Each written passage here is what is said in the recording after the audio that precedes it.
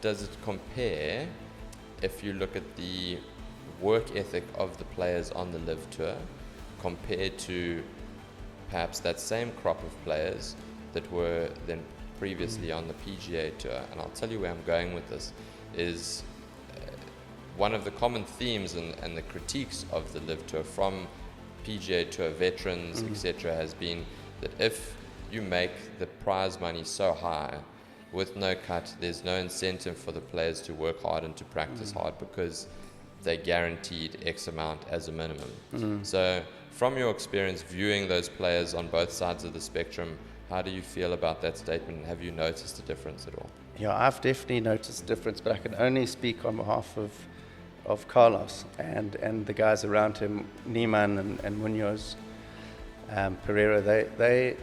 We kind of got in with the mindset from the very first one. Golf geeks, this is the final episode of the Expect Performance podcast for 2024. And if you are a fan of golf, then this episode is 1,000,000% for you. Mike Kerr, caddy on the LIV Tour for Carlos Ortiz, has had a storied career on the bags of many incredible golfers. And in this episode, he shares insights into what happens behind the ropes at the LIV Tour and answers pertinent questions such as, is there real beef between PGA Tour players and LIV players? Just what is being on the LIV Tour all about, as well as some of the most hostile crowds that he's caddied in front of, including the famous Miracle at Medina. Finally, thank you so much for what has been an incredible year for the Expect Performance podcast. And I am truly grateful for your support, and I look forward to sharing some stories and reconnecting as a community in 2025. Please like, share, subscribe, and enjoy.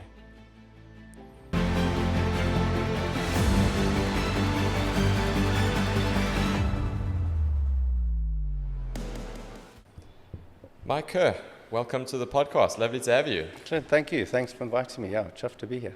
Absolute pleasure. I'm a massive golf fan, Mike. I play golf myself. I'm in the golf industry. It's been a massive part of my life since I was maybe 10 years old. So there's a fascination about what goes on behind the scenes at these professional golf events. And I've been fortunate enough to attend a few in a professional capacity myself, working with a couple of my players. But you've had a long and established career traveling and being on these tours and being a vital part of these professional golfers, a vital cog in their weaponry and in their arsenal. Can you speak to me a little bit about how you got into the line of work that you're in now, just as a starter? Yeah, I grew up, I guess, the same as you, loving golf, playing a lot of golf, playing sport, cricket and rugby. Probably age 15, was interested in thinking about taking golf to the next level, but you suddenly get to 16, 17, 18, and the buddies that you're all playing with suddenly just got better and better. And they ended up going to colleges in the States and ended up turning pro. And I was working at one of the golf clubs here in the pro shop doing my PGA course. And after a few years, I just thought, this isn't not for me. And then I chatted to some of the boys that had gone over to colleges, and they were talking about caddying. They said, you should give that a whirl.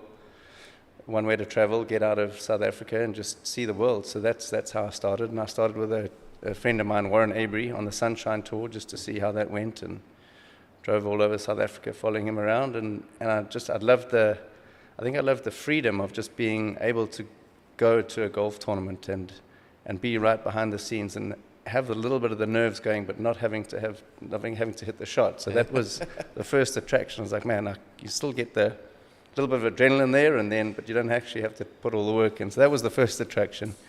And after that, after 6 months of that, I just decided, I just spoke to the folks and got a little loan and ended up flying to the first tournament the following year, which happened to be, the season started in Dubai, and just started that way and stood in the car park and asked everyone that walked in if they needed a caddy, and eventually some poor soul said yes, and that's how it Seriously, that's how it started, yeah. So it was just, went and gave it a go.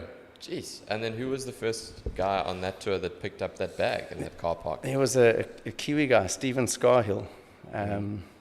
He wasn't very good, but he was a hell of a nice guy, but he was a tough man. He was a proper hard Kiwi. So he taught me a hell of a lot, because he would lose his mind and his marbles, and he'd get angry and give me the gears.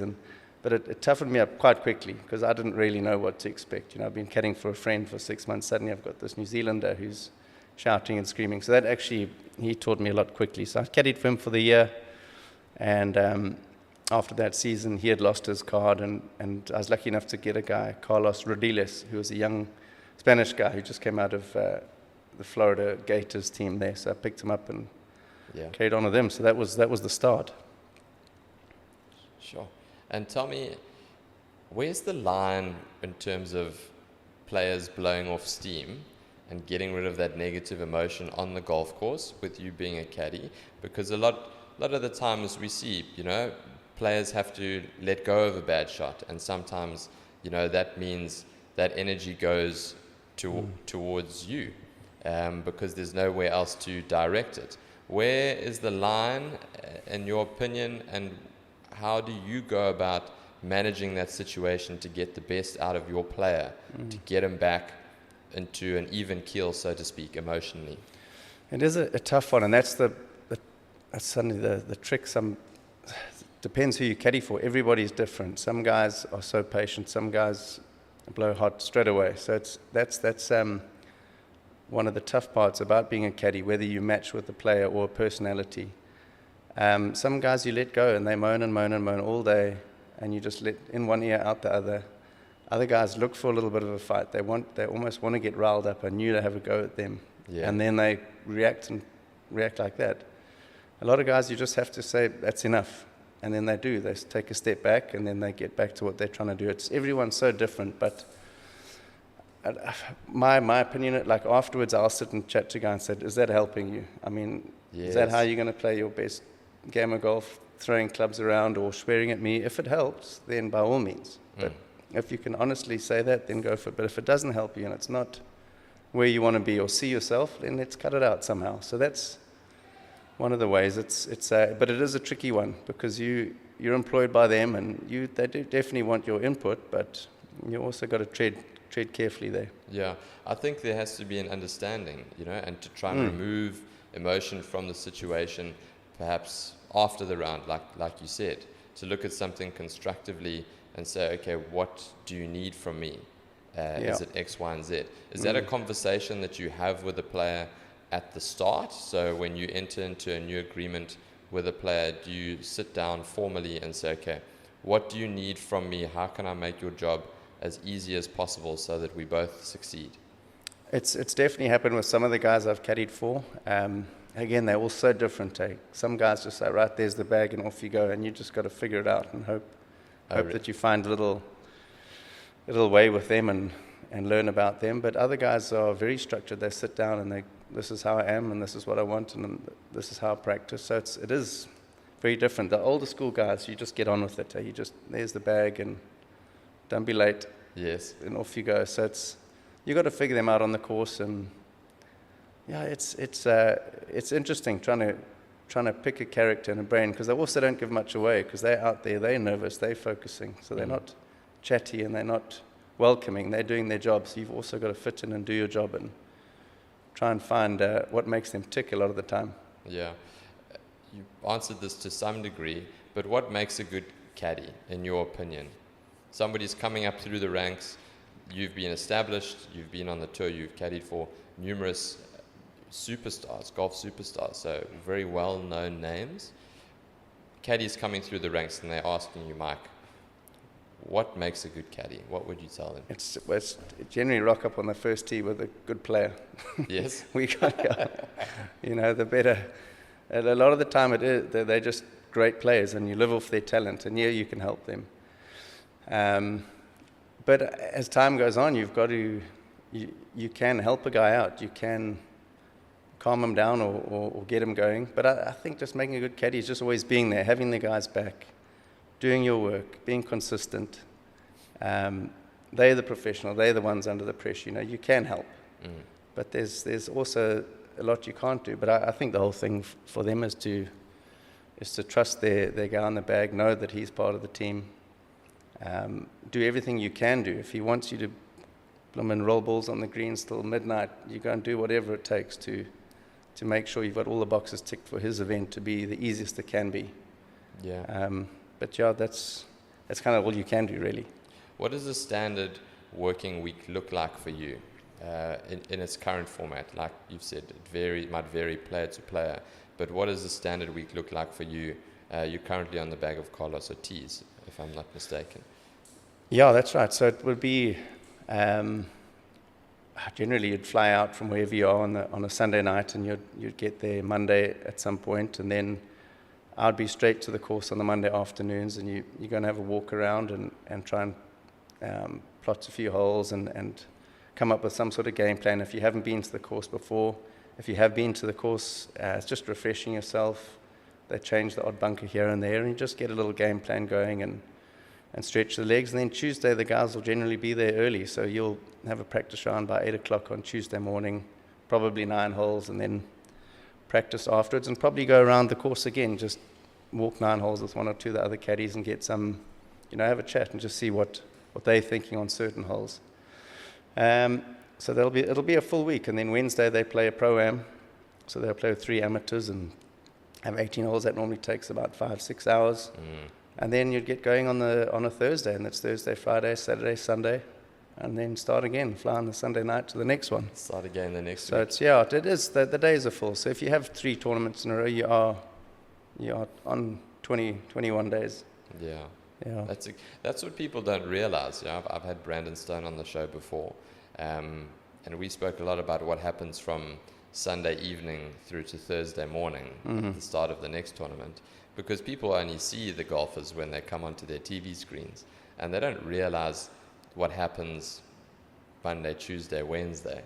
It's a completely different life in reality to what people perceive. It's a hell of a difficult to be on the road 1 week after the next. Yeah, for sure. And then the stress of the logistics of it, trying to coordinate flights and making sure you make your flight. Yeah. I mean, there's that example earlier in the year, I think it was a 9-hole playoff on the DP World Tour. And, I mean, those buggers missed their flights by hours. Yeah. And then I think the following week they went off to South Korea, if I'm not mistaken. But these are all things that happen that the general public and spectators can't fully appreciate unless you've been there and you've seen it happening. Something that's sparked a question in my mind when you walk around and you walk with other caddies, for example, how forthcoming and forthright are your colleagues or your peers with exchanging information about strategies on the golf course? Yeah, I've obviously got to know a lot of them. There's 3 or 4 South African guys on tour with me, and we're all friends.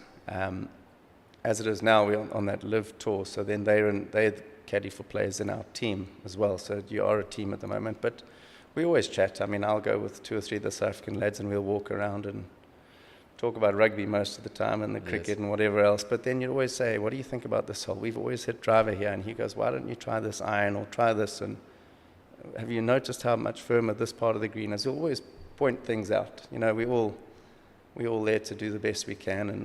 And at the end of the day, again, it's up to the guy hitting the ball. So it's only so much you can do. Yeah, exactly. But you definitely want to help out wherever you can go. Okay. Nice segue into LIV. So over the last couple of years, it's been the talking point of the golfing world. A lot has been said on social media, both in the press and by players. But as somebody who's been on both sides now of the coin and spending time on the LIV Tour, what are your perceptions and what is your opinion of the LIV Tour, having been there now for a certain amount of time? Yeah, I've thoroughly enjoyed it, and I think every player that's gone over, and obviously the caddies involved, have thoroughly enjoyed it. It's something so different. It's, I guess it's similar to the T20 type vibe in the cricket, from the test matches to the one days. It's 3 rounds, it's quick, there's no cut, completely different crowds come in. Obviously the music's going, so it's a hell of a lot younger crowd. It is a really nice vibe about it.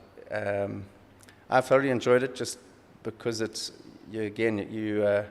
although we're traveling a lot more, it's different countries all the time. It's still only 18 tournaments a year, pretty much. So it's a little more time at home. You can have Christmas at home. So for the guys that have joined over, a lot of them use their reason for family. You know, I understand they all got paid a hell of a lot of money, but a lot of them, my guy's got 4 kids, you know, and he's spending time with them now, where before he would be away for 6 weeks in a row, home for 4 days, away for 4 weeks. So now he can be a dad, and so that side of it, I think it's been fantastic. How does it compare if you look at the work ethic of the players on the LIV Tour compared to perhaps that same crop of players that were then previously on the PGA Tour? And I'll tell you where I'm going with this is one of the common themes and the critiques of the LIV Tour from PGA Tour veterans, etc., has been that if you make the prize money so high with no cut, there's no incentive for the players to work hard and to practice hard because they're guaranteed X amount as a minimum. So from your experience viewing those players on both sides of the spectrum, how do you feel about that statement? Have you noticed a difference at all? Yeah, I've definitely noticed a difference, but I can only speak on behalf of Carlos and the guys around him, Niemann and Munoz, Pereira. We kind of got in with the mindset from the very first one, like, this is an opportunity here, so let's work harder than anyone else. So they have worked way harder than they ever did on the PGA Tour, and I think a lot of the reason is the breaks, so your body can actually rest. So they are as fit as ever now. They train so hard in the gym. They have that time to recover, so they play 2 or 3 tournaments, and they know they got 3-4 weeks off, and they go hard on the range, hard in the gym. They're so disciplined. So from that standpoint, our guys are working harder than they ever did because they have that break. Yeah. There's a freshness to them. They go home and kind of recalibrate and see what went wrong there, and they're in with the coach for the first 3 days. Then it's the gym for the next whatever, for the whole time when they're off. So I think they're working a lot harder. I can't speak for other guys. I mean, I know Brooks is driven and determined, and Bryson will never stop. So those guys look like they work hard. I don't know what they do in the off time, but just from our point of view, they're working harder than ever. And it's a good opportunity. You know, you don't know how long the LIV's going to be out there for and what's going to happen. So kind of make hay now while you can. Yeah. And give it. You never want to, if this stops in 5 years or that's the end of your career, let's make it the best 5 years. Let's do as much as we can for those 5 years. Get as much in the bank as you can. Eh? Yeah. How do you feel about the team aspect of LIV? It's interesting. I think it's a good thing. I don't know how they've got to get it to click a little more. It's still an individual sport, golf, so it's tough for them. And all these guys have grown up being individuals and individual sportsmen. So it requires a mindset shift, doesn't it? It's a different mindset. I mean, I don't know if it is like our teams are tight. The Aussies, and the South Africans, the Stingers and the Rippers. And I don't know if it's just because the way we were brought up, always in team sport, cricket, rugby, and schools and whatever it was, but they're all tight. They do everything together. They're always brying, and let's go for drinks and let's do this together. So they look very close, but I can't speak for others, but I think it's a good thing. I don't know what they got to do if they shift the prize money around to where it's more for the team, but it's fun actually having to count on other guys on tournaments, and it definitely gets your players' attention when they realize that his shot counts for the team. Does it? Yeah. So they suddenly they get a little worked up because they know the other boys are relying on them. So it is a good thing. It's fun. And then you've got the live scoreboard, so they can see on certain holes where their team is doing. Yeah. And where they need to make a birdie or. Yeah, and it chops and changes so quick. 2 guys make a birdie and the other team makes a bogey. You're up and down all day long, so you don't really know what's going on till towards the end. And I believe next year they, with the team format, every score counts, so all 4 players count every day. So that's going to bring a different dynamic to it too, where if there's a guy not pulling his weights, I think there'll be a few words spoken or just encouragement. You never know, but I think that'll change a lot too. Yeah. Mike, unfortunately, what drew a lot of the headlines over the course of the last year and a half, especially when you look at documentaries such as Full Swing on Netflix, there's a lot of back and forth and seeming animosity between a war of words between players from the LIV Tour and the PGA Tour in particular. Would you say that is a reflection, generally speaking, of animosity between the players on the different tours, or do you think that is largely media hype that has been fed because people are looking for the next gossip or story in the golfing world? Yeah, my opinion would be more media hype. A lot of these guys have grown up together anyway, and they've played golf their whole lives together, so no one's really having a go at other players. I think a lot of it's media, hey? Really? Yeah. Obviously, there were guys that weren't happy with the whole LIV thing coming on, but maybe it wasn't explained to them properly, or this is what we want. I saw Gary Player said something at the $1 Million the other day saying, the PGA might have made a mistake early on because LIV didn't. They only wanted a few events. I think they wanted 5 or 8 events in a year. And suddenly the PGA pushed back. And I think a lot of that argument came from probably misinformation and poor communication. Possibly, yeah, poor communication. But the players, I don't believe there's any animosity. They're doing their own thing. They're playing golf. They're professional. Yeah. They're just trying to be the best they can be. I don't think they're worried about what so-and-so is doing. Yeah. No, well, that's good to hear, because it's important for people to be able to decipher between reality and what is being presented on your social media, on your news. This person tweeting that, and this guy doesn't like this guy now, and bloody. Yeah, I can't see too much of that being true, hey? Yeah. Well, that's good to hear, because it doesn't really make sense, Like No. you said, guys are on the tour all the time. I mean, why create that unnecessary? You are going to meet with those guys again, probably at the majors, 4 times a year. President's Cup, Ryder Cup, if the guys play well enough in the majors to qualify legitimately for those team events. So it makes no sense, man. Tell me, the hallmarks of a great player. You would have watched and been on the bags of great players and great golfers. What are some traits, some characteristics that you think the great players that you've seen possess? They're obviously born with an unbelievable talent, the top guys. Do you think they're born with the talent? Yeah, I do. You think it's you like look God-given talent? I believe so. I mean, you look at Ernie and Tiger and Mickelson, and they're just gifted. They're just brilliant. But obviously, it comes with hard work and sacrifice. They all work incredibly hard. So I think they've got this talent.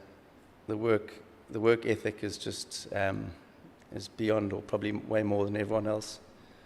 A lot of them have to be so strong. Well, you have to be so strong mentally.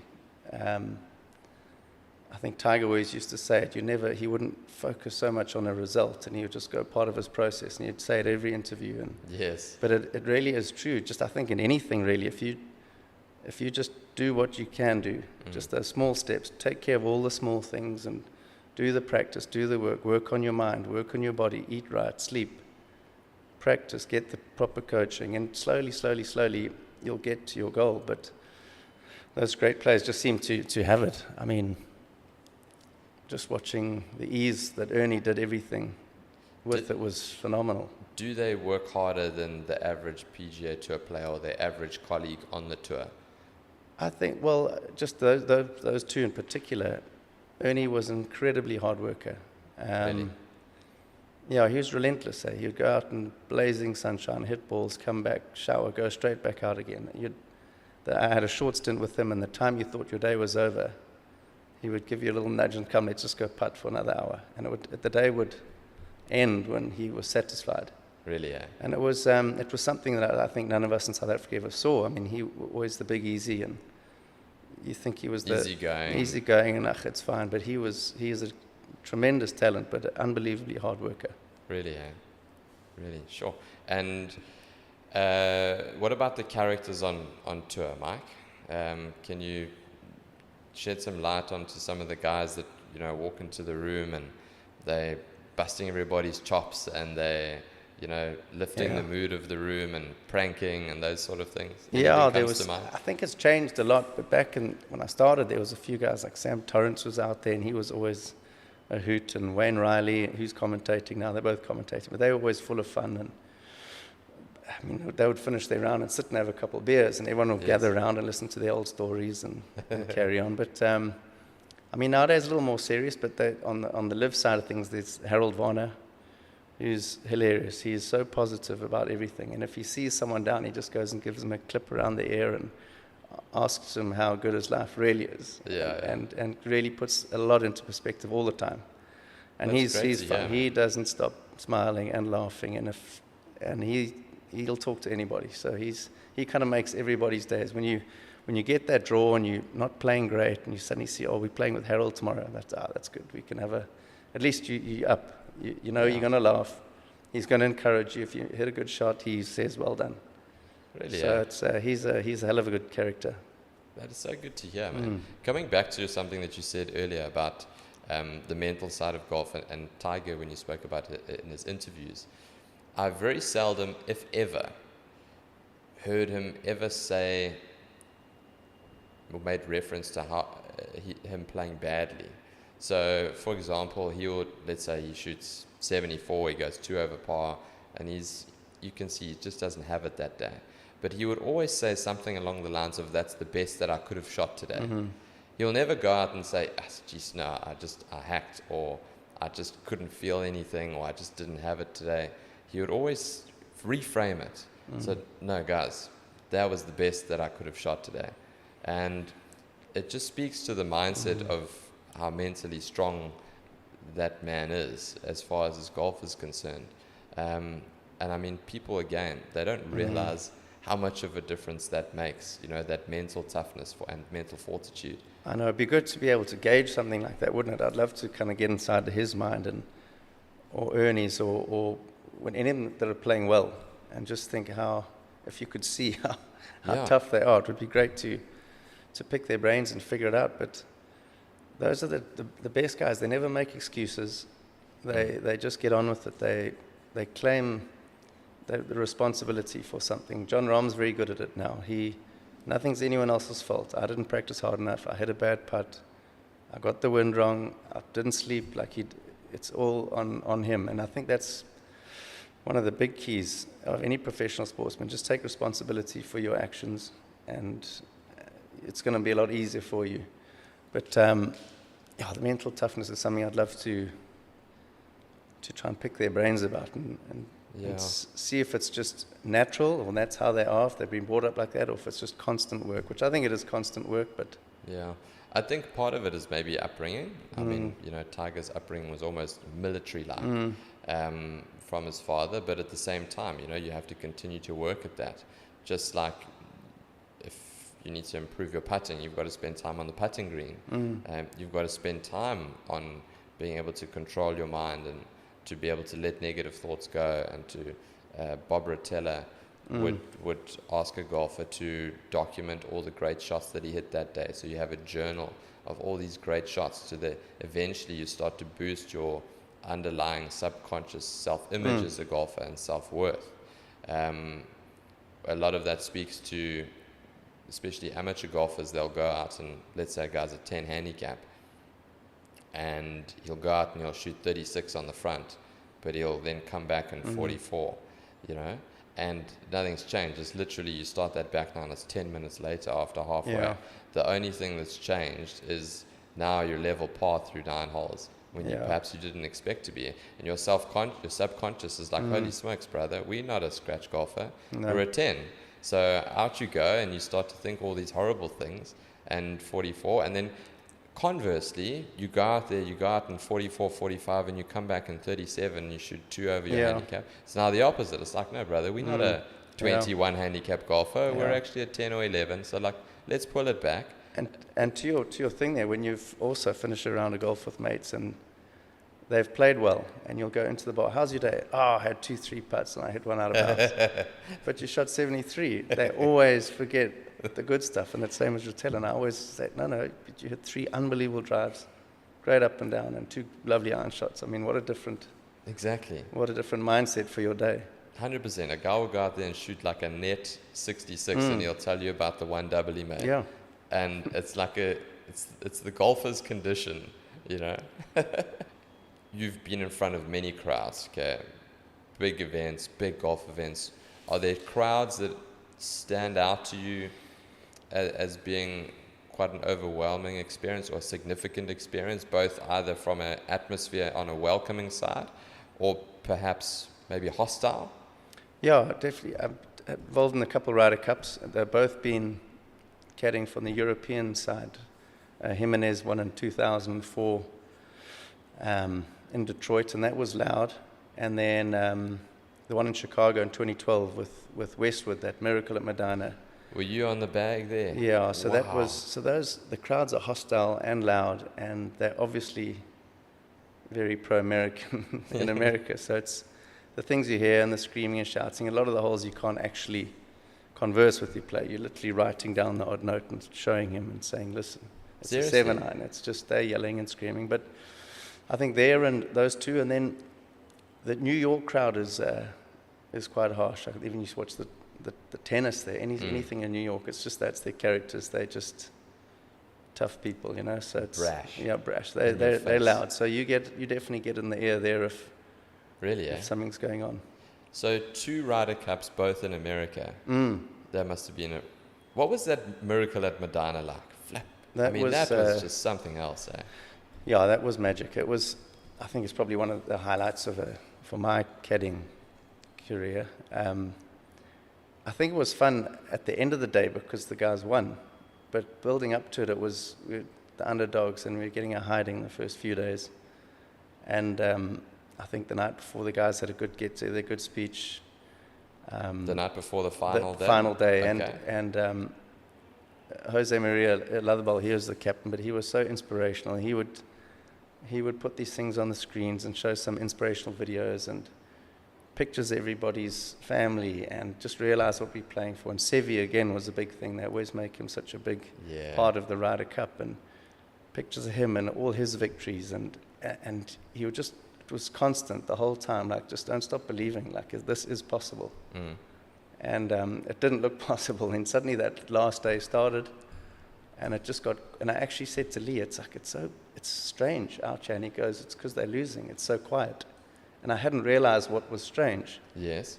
The roars were stopping, and it was just clapping, and it wasn't that tension. And he said, yeah, they're losing. He says, they've gone quiet. And suddenly he looked at the board, and it was just Europe, Europe, Europe, Europe. So that was great fun. Hey? It was a hell of a celebration. I can imagine. Who did Lee play in the singles? Matt Kuchar. Okay. Ended up, I can't remember what number we played. We played towards the end. Probably went out about 4 from the end. Yeah. And he ended up, I think he ended up winning 2 and 1. But it was tense. It's a funny feeling when you suddenly, he's hitting a shot over water, and he's like, what is it? Is it this or that? Or is it left edge, or is it outside? And you're standing there going, you better get this right, because there's a lot of people what really needs this to go in. So that was a different kind of pressure, I think. But yeah, Lee had a good week. I think we sat out one of the foursomes games, but the singles, nice to get a singles win. I believe he's a very good driver of the golf ball. Yeah, so straight. He doesn't miss much. Really, Very consistent. Hits it so straight. He's really an all-round solid golfer here. Yeah, he's had a wonderful career. Yeah. Also turned it around from a fitness standpoint. There was a period in his career where he wasn't looking so flash, and he really got it together, and over a period of time, for a long time, dedicated himself in the gym, and you could see, he's a solid man. Yeah, he's a strong human being, but he got very fit. I think they're all kind of, you get to mid-30s and close to 40, and after the practice and that, I think, get the aches, and they realize, this is a bit sore, and they always suddenly, what can I do? And they're straight into the stretching and gym, and they're dieting, and And I think it just helps their career for a few more years. They'll probably get 4 or 5 more years out of it. And look at him now. He's still he's 50 odd. 51. He would be doing really well on the seniors tour if he went and played that. But he's still competing on LIV and still playing well. So I'd say all that fitness added gave him a good few years at least there. Yeah. So you've been Sunshine Tour, DP World Tour, PGA Tour. Have you spent any time on the Asian Tour? I guess just some of the events the guys would go. The co-sanction events. Okay. And then now LIV Tour. So you've seen the hierarchy as far as the professional golf tours are concerned. Would you say that there is a difference between the levels of, let's say, Sunshine Tour, then level up DP World Tour, level up PGA Tour, and then our LIV Tour obviously has a different dimension to it. But what would you say the differences are in those levels or tiers, if there are even tiers? I would just say there's some great players on every tour, but I think the first thing, I was probably 10 or 12 years in the European Tour, then in 2012 went across to the US, but I suddenly realized how good everyone was on the PGA Tour. Really? You feel like any one of the guys can win. It was just, the standard was crazy, and I think it was just from the 125 guys playing, you'd make a bogey and be inside the cut line, and suddenly you'd be 2 shots outside the cut line, where in Europe there was, say, 15 really good players that would compete on any stage.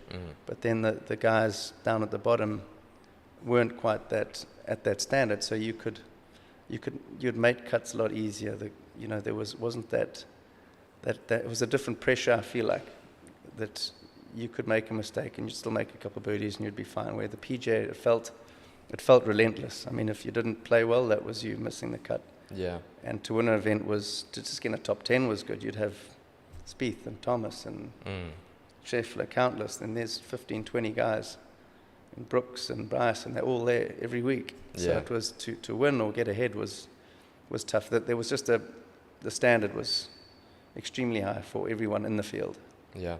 Let's chat a little bit about, you mentioned the highs and lows of a professional golfer, and you mentioned earlier with Harold Varner, if you were with a golfer who is maybe struggling a little bit, battling for form, how easy is it, from what you've seen, for guys to get into the habit of, my goal is now to make the cut, rather than competing to be in contention come Sunday? Yeah, it's definitely it's a mindset that needs to be worked on, because just to try and make the cut isn't the way to go. You've got to be realistic, but you've also got to try and enter each tournament to win the thing. And I know that's not realistic, but purpose there just to improve. I think you'll do a lot better. You'll make cuts because it won't be a concern. You'll get past that little stage, past that goal. You'll make 3 or 4 in a row, and then that's not a concern. But it's funny when the guys look at the cuts, and you can see them play lovely on Thursday and Friday morning jittery. And being on the bag and being able to suss out the scene, get the lie of the land with different players and characters, etc. Is it something that you pick up on quite quickly, the body language of your player and how he's feeling on the day, and then you start to see these patterns emerge, like you said, free as a bird on the Thursday, a little bit tighter, quieter on the Friday, and then back to free again on the Saturday? Yeah, the more you're with a player, the more you pick up on all their different little idiosyncrasies, the things they do, and you can see when they're nervous, and everyone gets nervous, otherwise you wouldn't be there. But it's just trying to pick those up, and maybe a word of comfort, or sometimes a bit of humor helps. Anything, just to break the norm. But you do pick it up in it.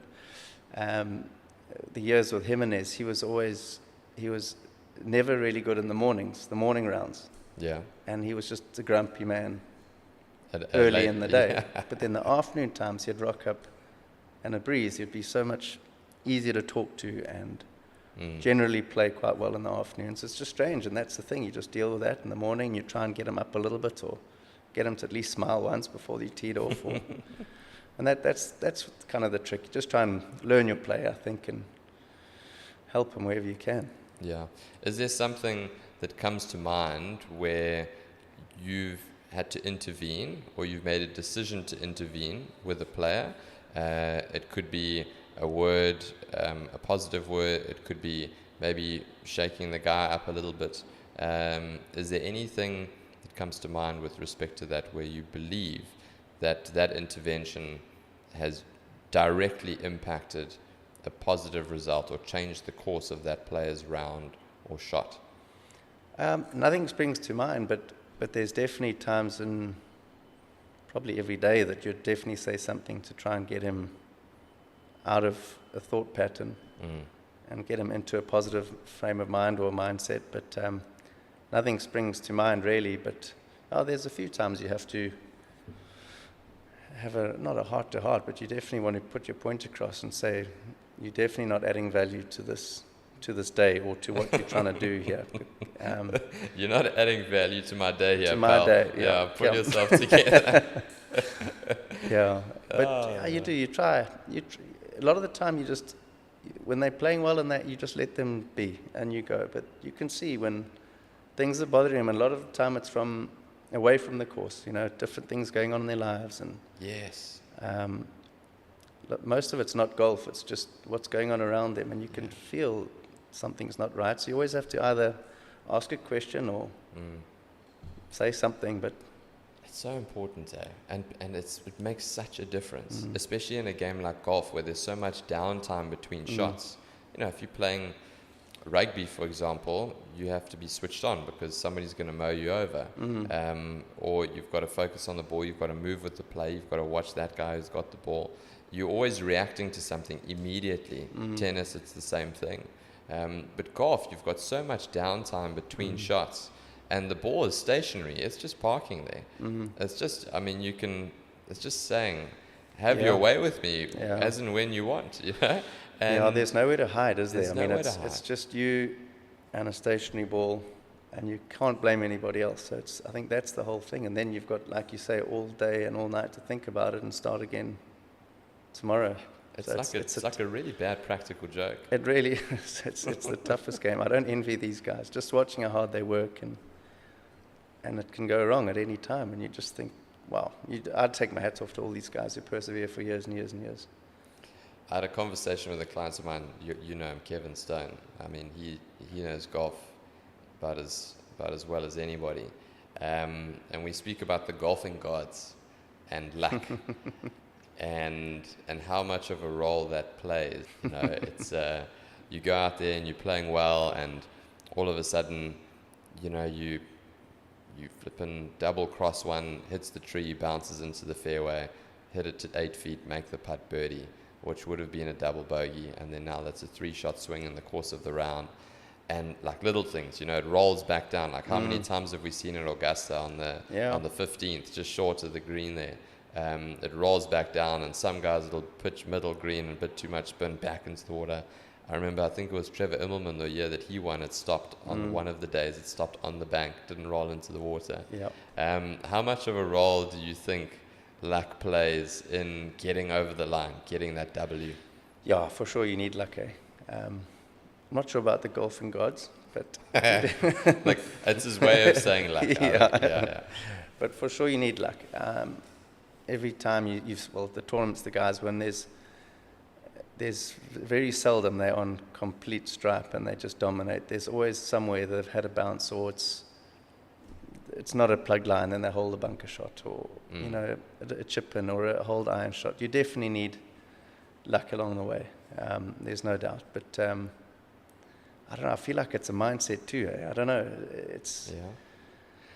I feel like if you bring that down attitude or something into a game of golf, it's going to bounce into the bush.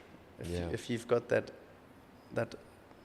positive mindset and that thought the whole time, yes, you can have bad bounces, but you see the good bounces, where before you didn't. You're just that's supposed to happen. But I feel if you look at it a different point of view, a different way, you can always see the good stuff that's happening around. And I prefer to think of it that way. Absolutely. A shot that springs to mind when you mention that is Tiger's putt on 18 at the 2008 US Open. It's a Torrey Pines. It should never go in. It should never go in, no. And that you've had a whole week's worth of golf. it's just all torn up. The grass is torn up from the spikes, and the guy's walking around the hole for that whole day. And then here he's got this putt, and pop, pop, pop, pop, pop. And it just, that, the only thing to explain that is almost like he's willed that ball Absolutely. into the hole. I feel like he did that his whole career. He had this energy about him. And I think he had the energy of the crowd. I think everything, he willed it, and he's definitely willed that in my opinion. Really? It's just, yeah, I mean, I don't know how that went in. Would you say he's the best golfer that you've ever seen? Yeah, for sure. Really? It's remarkable when you look at the stats. Like people talk about, somebody told me this morning, Scotty Scheffler has just overtaken, I think it was Dustin Johnson with total number of weeks at world number one. And he'd have to be world number one now for the next so many years to then eventually get to Tiger's record. No, phenomenal.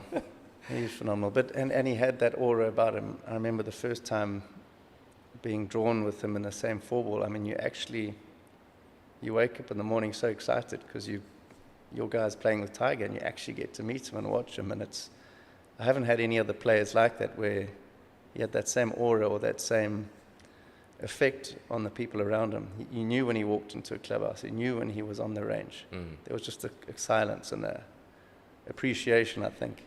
The big cat has the entered cat's the in room. town, and that's it. Yeah. So it was. I'm very fortunate to be lucky enough to be around him a little bit, and that's. I appreciate that, being able to watch him live. When was that first interaction or round that you were drawn with him? Can you remember? I think we actually played a game in the Ryder Cup in 2004. I think Miguel played with Darren Clark, and I think it was Tiger and Stricker.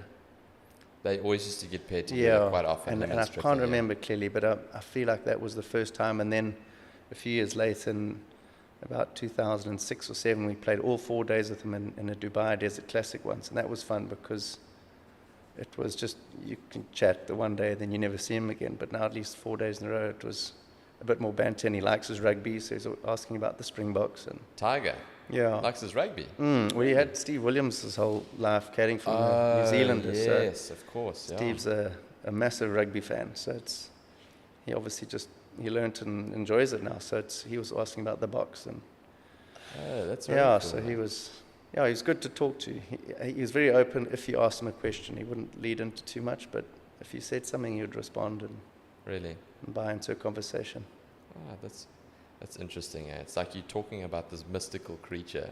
It Tiger. feels like it, though, isn't it? I mean, you can't see him. You don't get to see him. So it felt like that in his prime. When he was winning everything, it was this is superhuman. Yeah.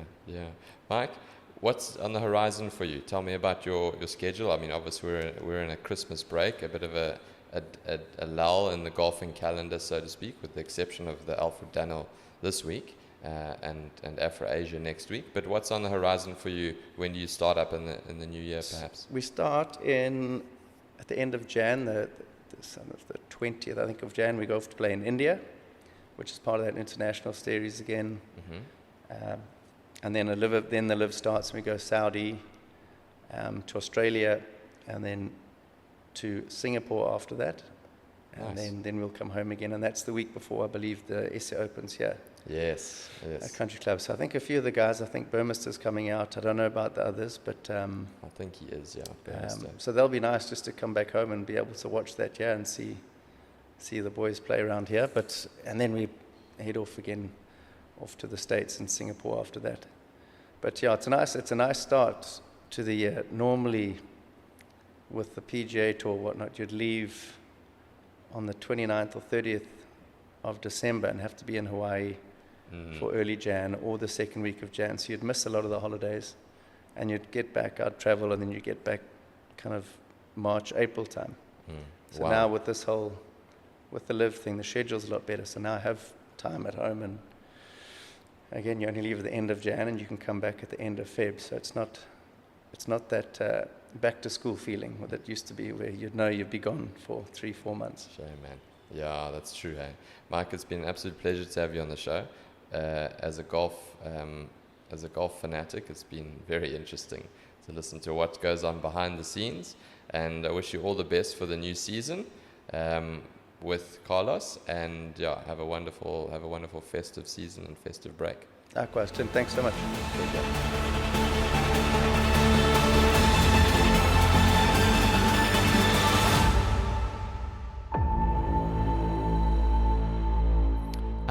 Not so fast. It is such a cool feeling when I see that Spotify subscribers number increase on the weekly, when I see the number of people listening to the episodes going up, and it really makes a huge difference. Have you ever done something and you feel so good when you get rewarded by some positive feedback and you really feel like you're making a difference? That's what it means to me, and that's how I feel. And it goes a long way if you like the show, share it and subscribe it. Thank you humbly, and I'll see you next week.